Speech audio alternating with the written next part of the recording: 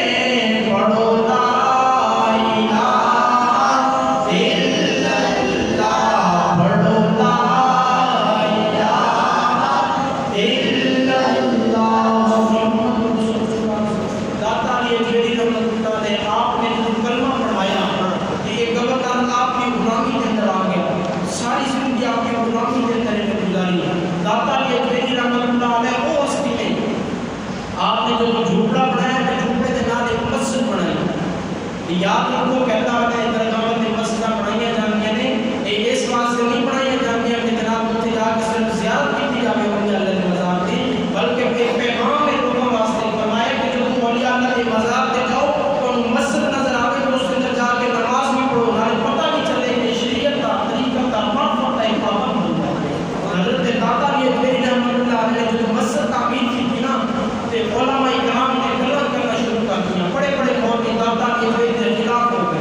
فرمایا کہ یہ جو ہے نا انہیں جو مسجد بنائی ہے ان کی قبلے کی سمت ٹھیک نہیں، لہذا ساڑھے کو پوچھتا کہ کس طرح سمت رکھنی ہے۔ داتا یہ میری رحمت اللہ علیہ آپ خاموش رہے، جب مسجد تعمیر ہو گئی، مسجد حکومت تیار ہو گئی، مسجد افتتاح ہوا، آپ نے سارے علاقے میں مولوی سارے علماء کرام آپ کی بارگاہ کے اندر آ گئے، آپ نے امامت کے واسطے مسلط ہوئے، نماز پڑھائی، آپ نے جب آپ نے نماز پڑھائی، نماز کے بعد آپ نے فرمایا کہ کچھ لوگوں کا خیال سی